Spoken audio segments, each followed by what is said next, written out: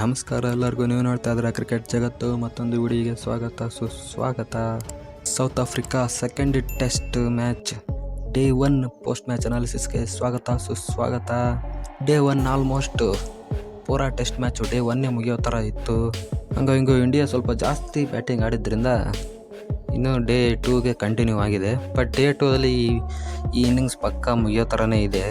ಈ second test match day 2ನಲ್ಲೇ over ಆಗೋ ಥರ ಇದೆ. ಯಾಕಂದರೆ ಅಂಥ ಮ್ಯಾಜಿಕ್ಗಳು ನಡೆದಿತ್ತು. ರೆಕಾರ್ಡ್ಗಳು 23 ವಿಕೆಟ್ ಒಂದೇ ದಿನದಲ್ಲಿ ಉದುರಿಸಿದ್ದು. ಬಾಲರ್ಸು ಎರಡೂ ಕಡೆ ಬೌಲರ್ಸು ಕೂಡ ಸಖತ್ತಾಗಿ ಬೌಲಿಂಗ್ ಮಾಡಿದ್ದಾರೆ. ಬಟ್ ಇಂಡಿಯನ್ ಬ್ಯಾಟ್ಸ್ಮನ್ಸು ಸೌತ್ ಆಫ್ರಿಕಾ ಬ್ಯಾಟ್ಸ್ಮನ್ಸ್ಗಿಂತ ಸ್ವಲ್ಪ ಚೆನ್ನಾಗಿ ಆಡಿದ್ದಾರೆ ಅಷ್ಟೇ. ಅದು ಟಾಪ್ 3-4 ಜನ ಅಷ್ಟೇ. ಟಾಸ್ ಗೆದ್ದು ಸೌತ್ ಆಫ್ರಿಕಾದವರೇ ಬ್ಯಾಟಿಂಗ್ ಮಾಡ್ತೀವಿ ಅಂತ ಬರ್ತಾರೆ. ಬಟ್ ಅವ್ರಿಗೆ ಆಘಾತಕಾರಿಯಾದಂತಹ ಒಂದು ಸಂದರ್ಭ ಎದುರಾಗುತ್ತೆ. 55ಕ್ಕೇ ಆಲ್ಔಟ್ ಆಗೋಗ್ತಾರೆ South Africans. The main reason is Mian magic.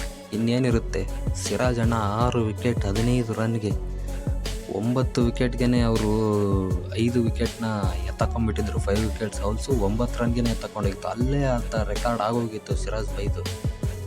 ಸೆಕೆಂಡನೇ ಸಲ ನಮ್ಮ ಬ್ಯಾಟಿಂಗು ಸ್ಟಾರ್ಟ್ ಆಗುತ್ತೆ. ರೋಹಿತ್ ಶರ್ಮಾ ಗೆಲ್ಲು ಸ್ಟಾರ್ಟ್ ಮಾಡಿದಾಗ ಆರಾಮ್ಸೆ ಒಂದು 200 ರನ್ 150 ರನ್ನು ಲೀಡ್ ಕೊಡ್ತಾರೆ 200 ರನ್ ಮೇಲೆ ಅಂತ ಅಂದ್ಕೊಂಡಿದ್ವಿ. But once upon a time 153ಕ್ಕೆ 4 ವಿಕೆಟ್ ಹೋಗಿರುತ್ತೆ. ಆ ಕಡೆ ನೋಡಿ ಈ ಕಡೆ ನೋಡುವಷ್ಟರಲ್ಲಿ 153ಕ್ಕೇ ಆಲ್ಔಟ್ ಆಗೋಗಿರ್ತಾರೆ ಟೀಮ್ ಇಂಡಿಯಾ. ಆಶ್ಚರ್ಯ ಆಗೋಗುತ್ತೆ ಎಲ್ಲರಿಗೂ, ಪರಮಾಶ್ಚರ್ಯ. ಬಂದಿರೋ ಎಲ್ಲ ಬ್ಯಾಟ್ಸ್ಮನ್ಸು 0-0-0-0ಗೆ ಔಟು. 1 ರನ್ ಸಹ ಹೊಡೆಯೋಕ್ಕಾಗಿಲ್ಲ. ವಿರಾಟ್ ಕೊಹ್ಲಿ ಒಂದು ಎಂಡಲ್ಲಿ ನಿಂತ್ಕೊಂಡು ಏನಾಗ್ತಾ ಇದೆ ಇಲ್ಲಿ ಅಂತ ತಲೆ ಕೆರ್ಕೊಂಡ್ಬಿಡ್ತಾಯಿದ್ರು. ಮತ್ತೆ ಸೌತ್ ಆಫ್ರಿಕನ್ಸು ಬ್ಯಾಟಿಂಗ್ಗೆ ಬರ್ತಾರೆ.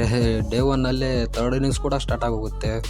62 ರನ್ಗೆ 3 ವಿಕೆಟ್ನ ಕಳ್ಕೊಂಡಿದ್ದಾರೆ ಆಲ್ರೆಡಿ. ಈಗ ಬೂಮ್ರಾ 1, ಮುಖೇಶ್ ಕುಮಾರ್ 2 ವಿಕೆಟ್ನ ಎಗಸ್ಕೊಂಡಿದ್ದಾರೆ.